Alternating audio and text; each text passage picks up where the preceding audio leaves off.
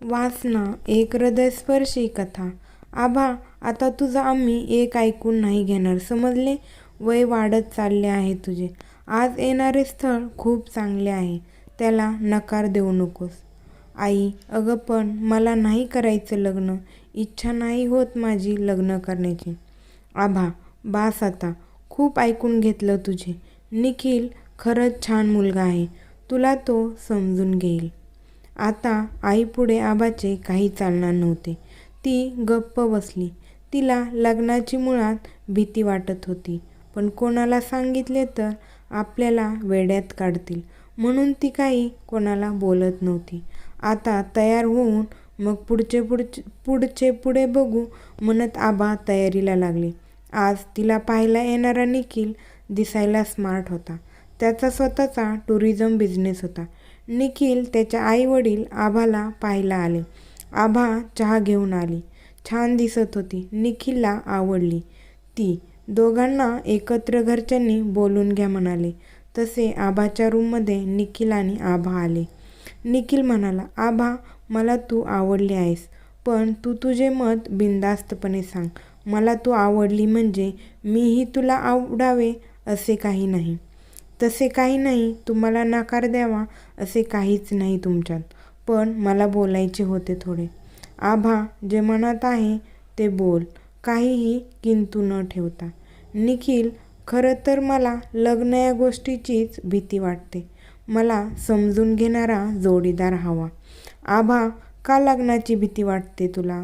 नाही माहीत, पण मी मनापासून तयार नाही. तुला मी आवडलो नाही का, की तुझा कोणी बॉयफ्रेंड आहे?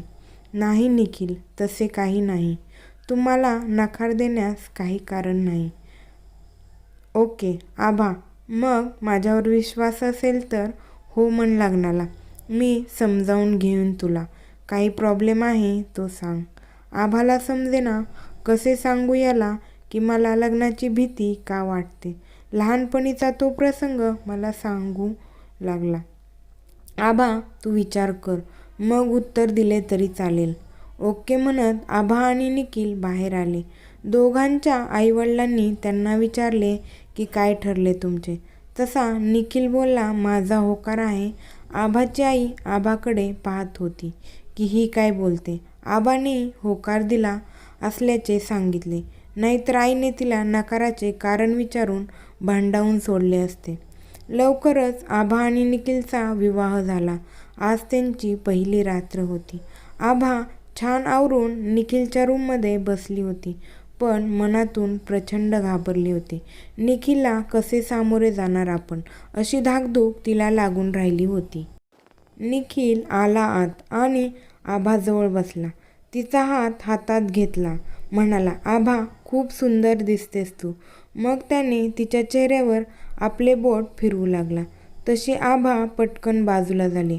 अहो, मला खरंच भीती वाटते. मला स्पर्श करू नका. अरे चिल आभा, इतकी का घाबरतेस? आणि हे सगळं नॅचरल आहे, यात घाबरण्यासारखे काय त्यात? तरी नको, माझी तयारी नाही अजून. ओके आभा, तुझी इच्छा असेल तेव्हा मी तुझ्या जवळ येईन. Don't worry. थँक्स निखिल, आभा बोलली. मग दोघे झोपी गेले. आभाला वाईट वाटत होते, पण तिचा नाईलाज होता. भूतकाळातील गोष्ट तिचा पिच्छा सोडत नव्हती. पुरुषी स्पर्शाला ती घाबरत होती. निखिल खरंच समंजस होता, पण किती दिवस आपण त्याची परीक्षा घ्यायची? तो आता तिचा नवरा होता आणि बायको म्हणून तिचे कर्तव्य तिला पार पाडावे लागणार होते. असेच 15 दिवस झाले, पण आभा अजूनही निखिलजवळ आली नव्हती. त्याने विचारले होते की आपण हनीमूनला जाऊन तुझा मूड ठीक होईल, पण त्यालाही आभाने नकार दिला. आता जवळजवळ महिना होत आला त्यांच्या लग्नाला. निखिलने पुन्हा एकदा तिच्याजवळ जाण्याचा प्रयत्न केला, पण आभाचा नकार. तेव्हा तो रागात म्हणाला, आभा, तुला इतकी भीती वाटते तर तू लग्न का केलेस? मी तुला जवळजवळ महिनाभर वेळ दिला, तरी तू तुझ्यात सुधारणा नाहीच करत. मी पण माणूस आहे, माझ्याही काही भावना आहेत.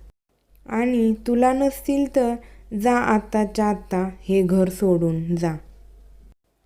आभा रडू लागली. म्हणाली, अहो, मी आई-वडिलांसाठी लग्न केलं. मला वाटले हळूहळू माझी भीती कमी होईल, पण नाही झाले तसे काही. तुम्ही जवळ आलात आणि स्पर्श केला की मला तो प्रसंग तसाच डोळ्यासमोर उभा राहतो. मग किळस येते. मग माझी इच्छा असूनसुद्धा मी तुमच्याशी एकरूप नाही होऊ शकत. मला माफ करा. माझा भूतकाळ माझी पाठ सोडत नाही. म्हणूनच मी कितीतरी मुलांना नकार दिला.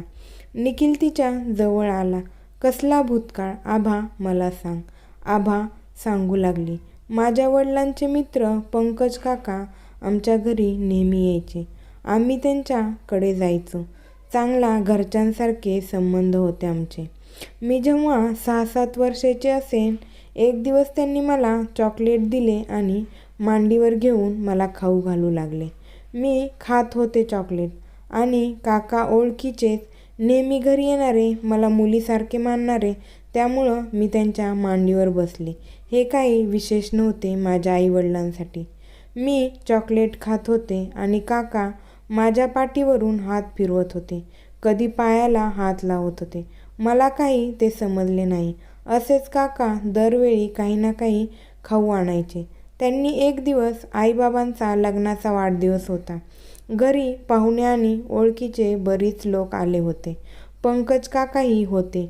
मी बाथरूममध्ये गेले होते आणि फ्रेश होऊन बाहेर आले, तसे पंकज काका बाहेरच उभे होते. त्यांनी मला बाहेर येऊ न देता मलाही आतमध्ये घेऊन गेले.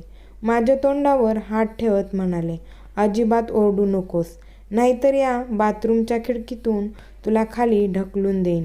मी लहान त्यामुळे घाबरून गप्प राहिले. मग काका मला सगळीकडे किस करत होते. मग त्यांनी मला पाठमोरे उभे करून माझी निकर काढून. पुढे आभा बोलू नाही शकली. निखिलने तिला तिच्या कुशीत घेतले. आभा, कसं सहन केलीस तू हे सगळं? आणि मग आईला का नाही सांगितले? काकांनी मला जीवे मारण्याची धमकी दिली होती. हो, किती नालायक माणूस होता तो. आभा, त्याने तुझे बालपण नासवले. हो निखिल, त्यानंतर मी त्या काकांसमोर जाणं टाळत होते, किंवा ते आले घरी की मी बाहेर निघून जात होते. पण आईला सांगायचे धाडस नाही झाले, कारण काकांची धमकी मला आठवत राहायची. मग त्याच वर्षी बाबांची बदली झाली. मला खूप आनंद झाला. नव्या ठिकाणी मी रुळले, पण त्या पुरुषी स्पर्शाची भीती कायम मनात बसली. म्हणून मी लग्नाला नकार देत होते. माझा भूतकाळ मला विसरता येत नव्हता, पण हे आईला सांगावे असे वाटले नाही. मी एकटीच सहन करत राहिले. रात्री घाबरून उठत असे तो प्रसंग आठवून. आभा, मला समजू शकतेस तू कोणत्या मनस्थितीतून गेली असशील, पण मी आता तुझ्यासोबत आहे. माझे प्रेम आहे तुझ्यावर. आपण उद्याच मानसोपचार डॉक्टरकडे जाऊ. ते तुला यातून बाहेर काढतील. मी तुझी वाट पाहीन आभा, कारण यात तुझी काहीच चूक नाही. निखिल, किती मोठ्या मनाचे आहात तुम्ही.